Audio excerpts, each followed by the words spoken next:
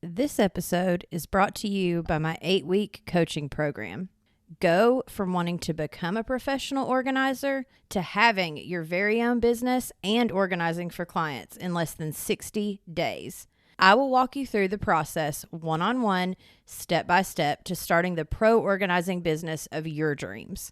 My coaching program is designed specifically for you and the goals that you want to achieve. Whether you have already started creating your business or you are just getting started, I will come alongside of you to help you reach your goals. Visit proorganizerscoach.com to find out more today. You are listening to the Pro Organizers Coach podcast. I'm Samantha Brown, a professional organizer and business coach. In this podcast, you will learn how to start and scale the organizing business of your dreams. So let's jump in.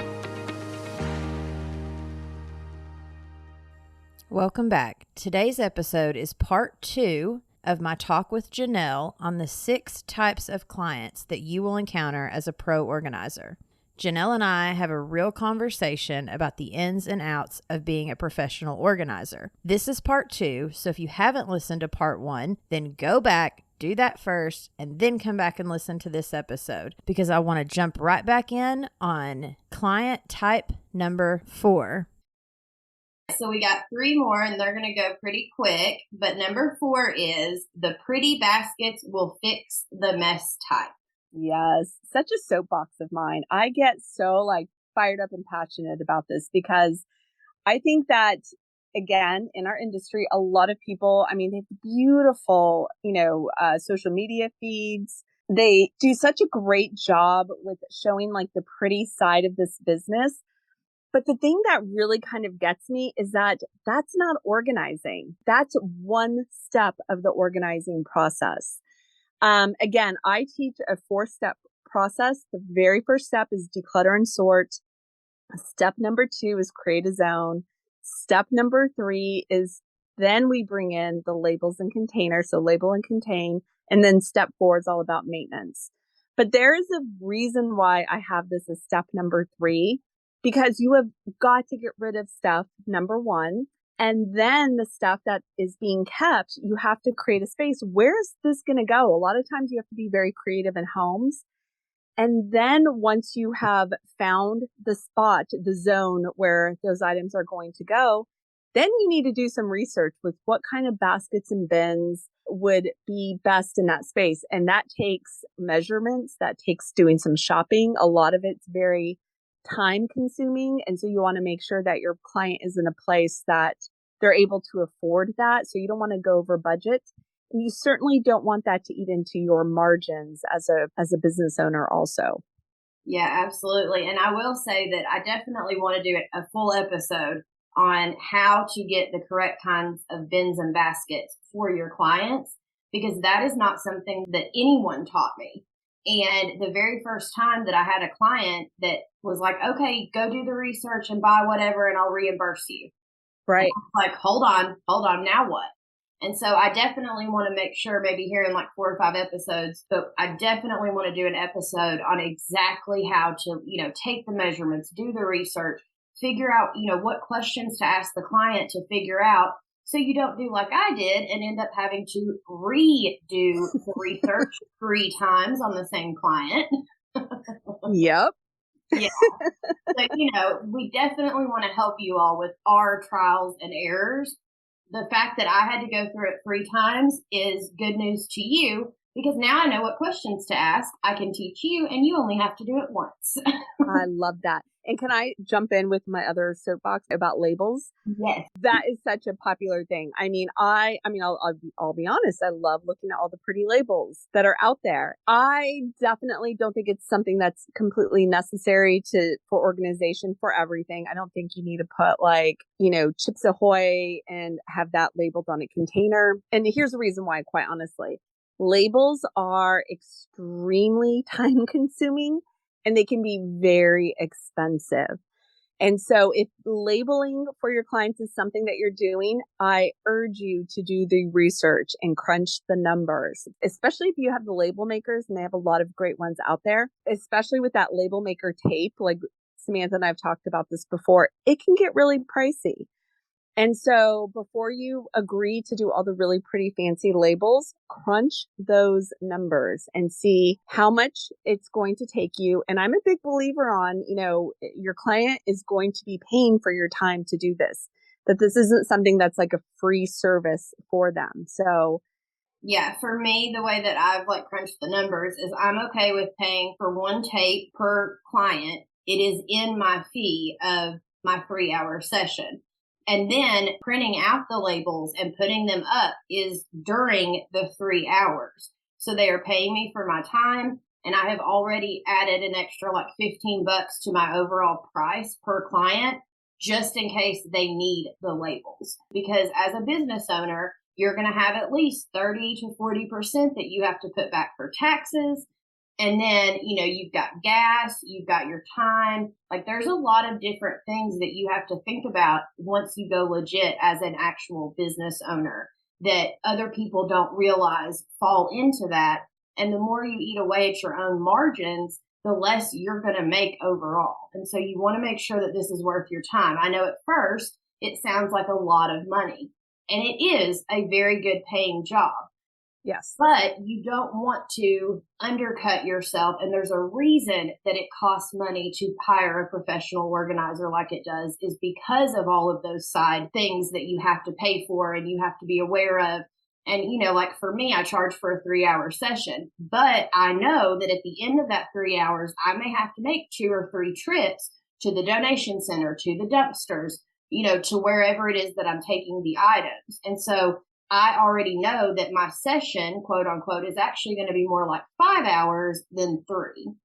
Absolutely. Yes. And just, I think you have to be very aware and stuff. You don't want this to become a very expensive hobby of yours. You have to treat it like a business. I know the labels and the baskets and the bins are the fun part. They're the funnest part for me. I love doing them in my own home, but they just get very pricey. And remember, you are a small business owner. I love it.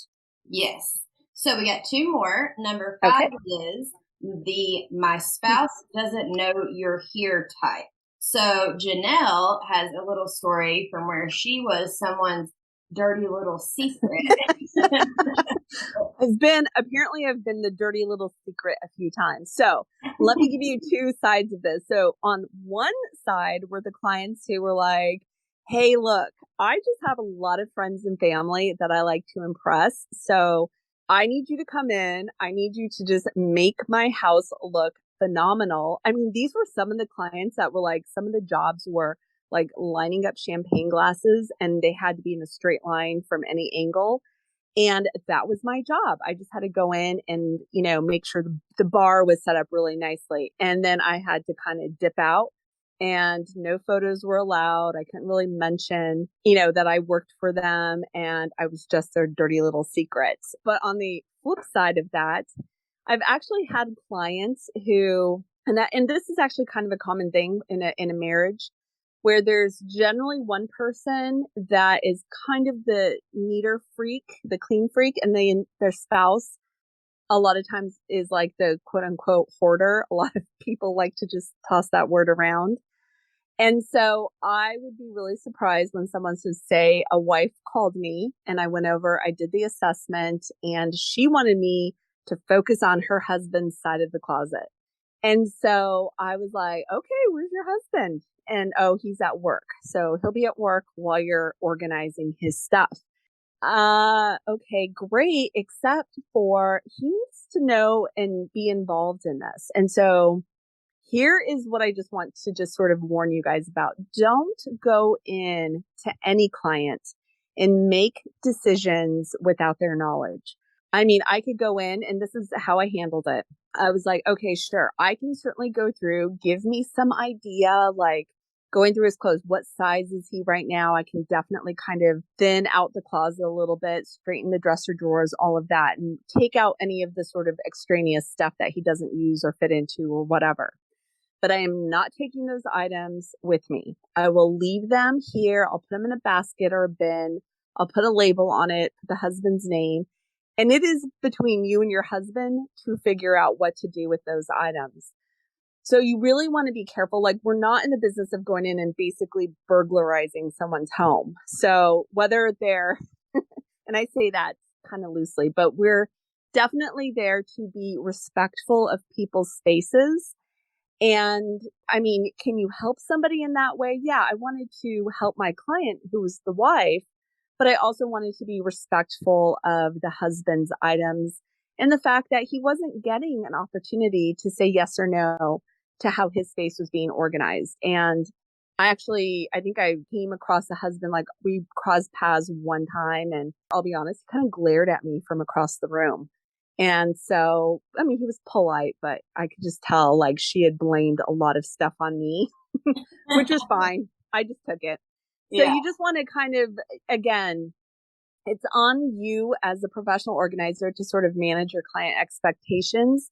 And again, it's okay to say no to what you will and won't do when it comes to your sessions. Yeah, and when in doubt, ask.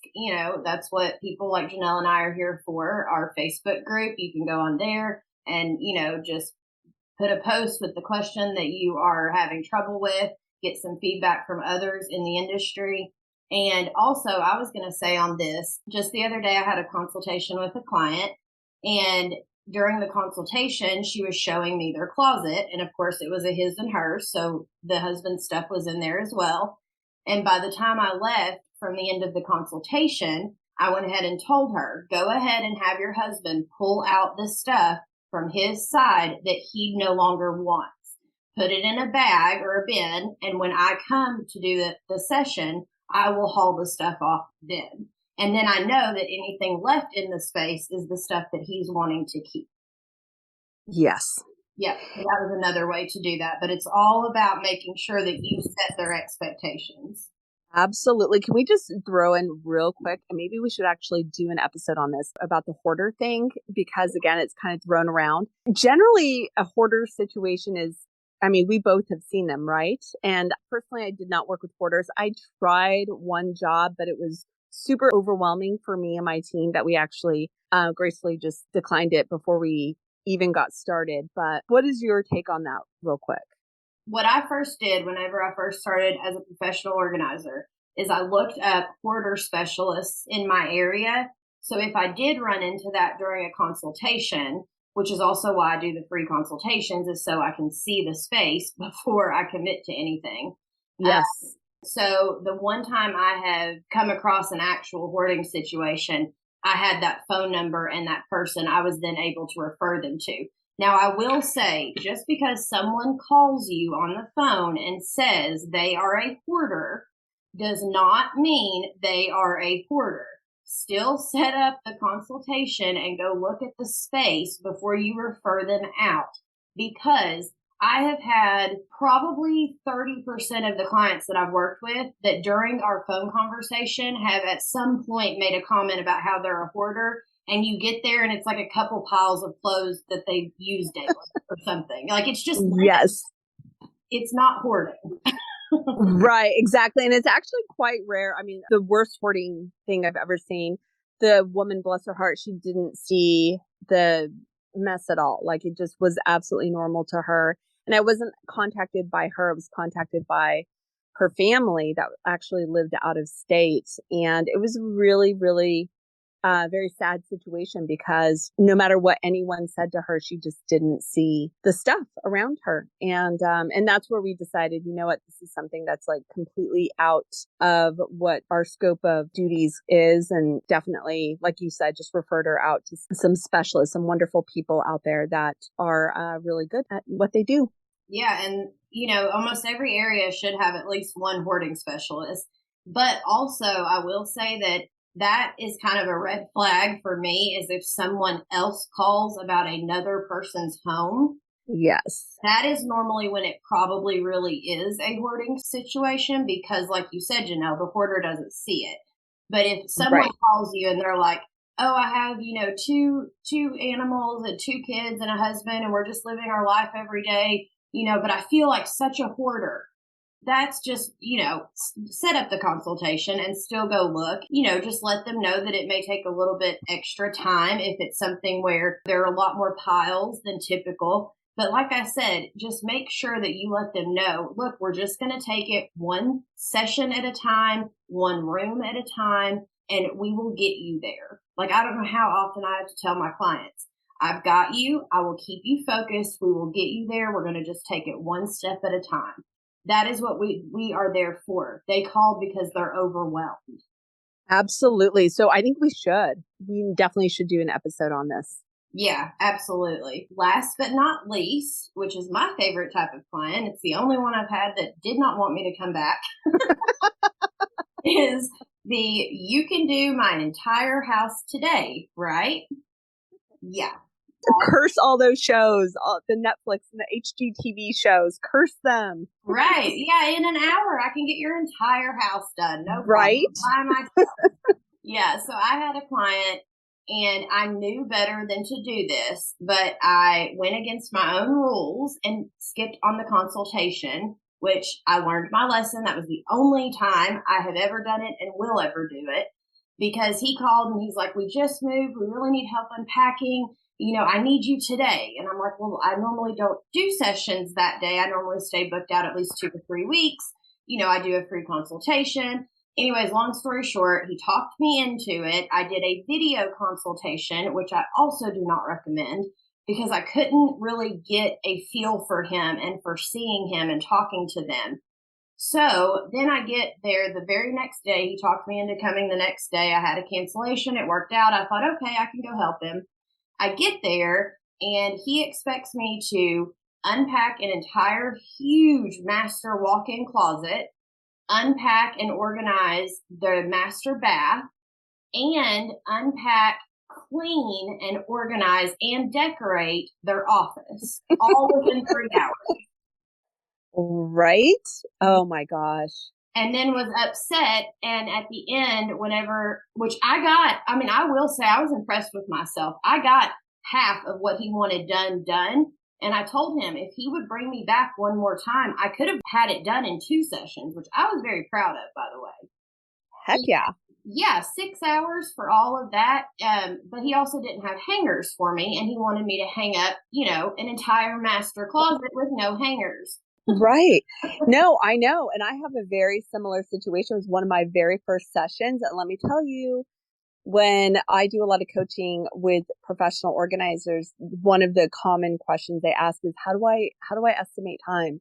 People ask me all the time, how long? So to be quite honest and quite fair, you will know the more sessions that you do. So the more hours that you put in with organizing, you'll get faster, you'll get more efficient with it. But I will tell you, it's okay. Sometimes we have those sessions. And one of the very first clients I ever had, kind of a similar situation, it was an unpack and set up a new home.